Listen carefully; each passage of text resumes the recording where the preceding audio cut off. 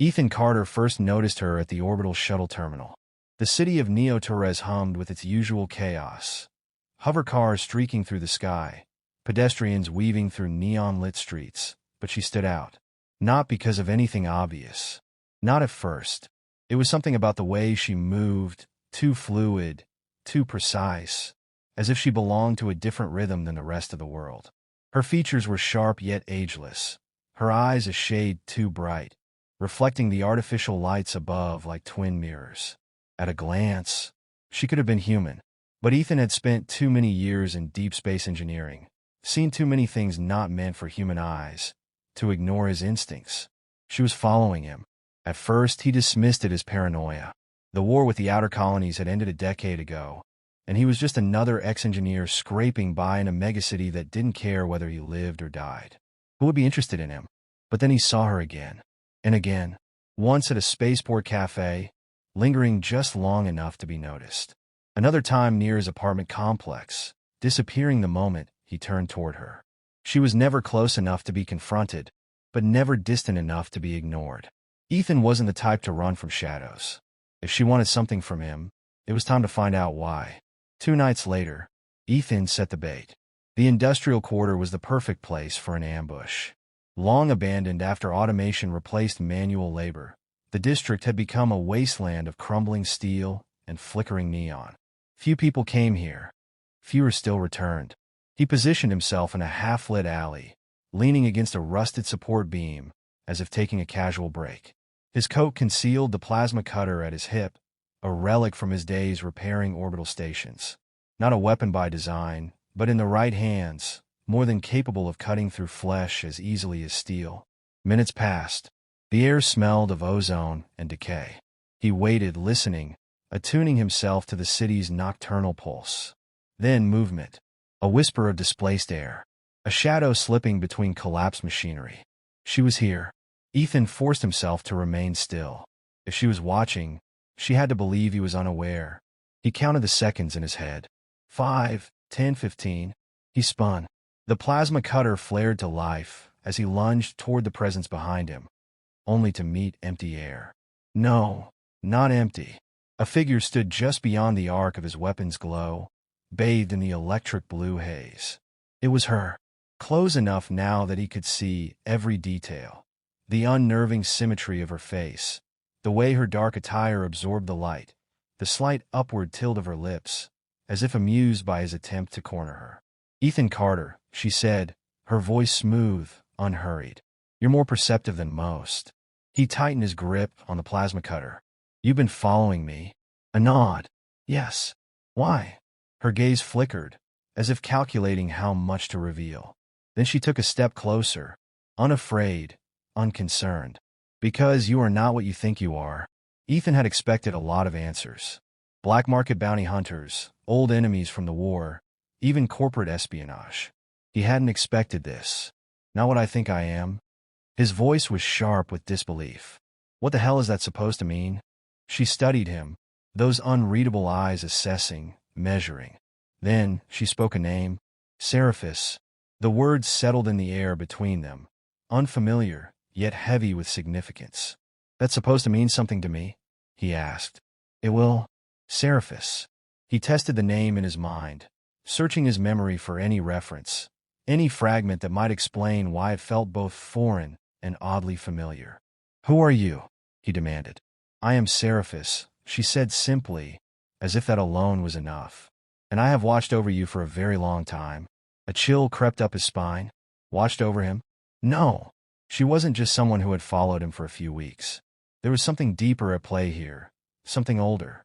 Ethan exhaled slowly, forcing his mind to focus. "That's not an answer." A faint smile ghosted across her lips. "It's the only answer I can give you for now." He didn't believe in fate. He didn't believe in destiny.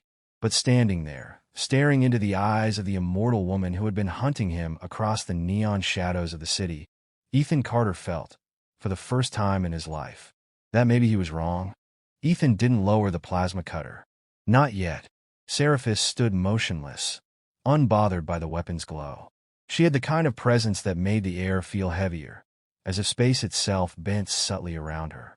Not just confidence, something deeper, as if time itself had tried and failed to wear her down. You keep saying you've been watching me. Ethan's voice was measured, controlled. How long? Her gaze held his. Longer than you would believe. It wasn't an answer, but it wasn't a lie either. Ethan had dealt with corporate spies, mercenaries, and war criminals before. They all had a tell, some crack in their armor. But Seraphis wasn't nervous, wasn't posturing. She was waiting. Ethan exhaled sharply and flicked off the plasma cutter. The darkness surged back in, the only light now the distant glow of city neon bleeding into the ruins. Talk. Seraphis inclined her head slightly, as if he had finally passed some invisible test. I am not human, she said. Ethan folded his arms. Figure that much. She continued as if he hadn't spoken. My kind were called the Valari once, a civilization older than your recorded history, though we no longer call ourselves by that name. We were explorers, scientists, seekers of knowledge. But we reached a threshold, a place where science became something else entirely. Her expression darkened. We learned to stop death. Ethan blinked. You're immortal. In the way you understand the word, yes. My body does not age, does not wither. She lifted a hand, flexing her fingers as if studying her own skin.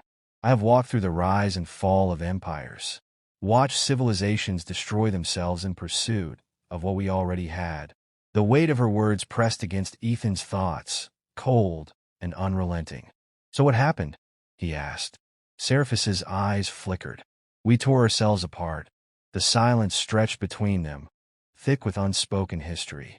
The Valari were not gods, Seraphis said at last. We thought we had conquered nature, but we only shifted its course. To exist without the fear of death, it changes a species. Some sought meaning beyond the physical. Others became stagnant, unwilling to create, to strive, when time was endless. She glanced at Ethan, searching his face.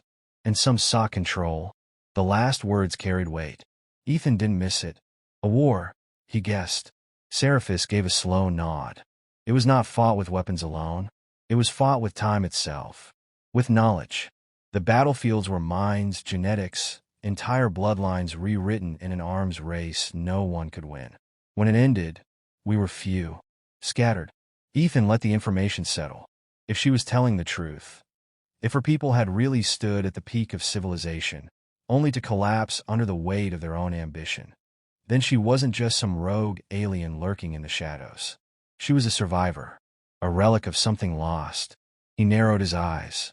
And where do I fit into all this? Seraphis stepped closer. Not aggressively, deliberately. Because you are not entirely human, Ethan Carter. The words hit like a physical blow. Ethan stiffened, every instinct screaming at him to reject what he had just heard. That's a hell of a claim. His voice was tight, edged with disbelief. And complete bullshit. Seraphis didn't flinch. I understand why you think that. No, you really don't. He took a step back, shaking his head. I was born on Titan in a labor settlement. My parents were engineers. My medical records, my DNA, all of it, show you as completely human. Seraphis finished for him. Because the anomaly isn't something your technology can detect. Ethan's hands curled into fists. She sighed, almost as if she had expected this reaction. Your ancestors were altered, Ethan, long before recorded history. A single genetic deviation, hidden, dormant. Until now. It was too much. Too fast. You expect me to just accept that? His voice had risen, heat creeping into his words. That I'm some kind of what? A science experiment? An alien hybrid? Seraphis held his gaze, her own unreadable. You are human, but you are also something more. And that is why I followed you. Ethan let out a sharp, bitter laugh. This is insane. Is it? Seraphis tilted her head. Haven't you ever wondered why you survive things others didn't? Why your mind works faster than it should? Why you see patterns where others see noise? Ethan opened his mouth to argue, then stopped. The question shouldn't have rattled him, but it did, because he had wondered. After the war, when he walked away from explosions that should have killed him, when his body recovered from injuries weeks faster than medical science predicted, when he could see the flaws in a machine's design just by glancing at it. Coincidence? Luck? Adrenaline? He had always found an explanation. But now, standing here, facing an immortal woman who had been tracking him across the stars, he wasn't sure anymore. Ethan forced himself to focus. Let's say, for a second, that I believe you. Why does this matter now? Seraphis's expression hardened. Because others have taken notice. A chill slid down his spine. Others? The Nyx Dominion. Ethan exhaled sharply. He knew that name. Everyone did.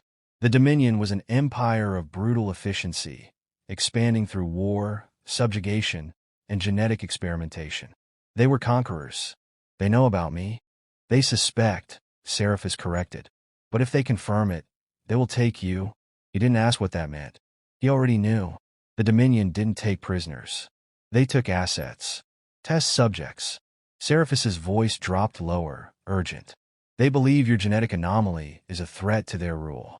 If they cannot control it, they will erase it. Ethan ran a hand through his hair, trying to keep his breathing steady. This had started as a mystery, a woman following him through the city. Now it was something else entirely. He had spent his life avoiding war, avoiding attention. But if Seraphis was right, war had found him anyway.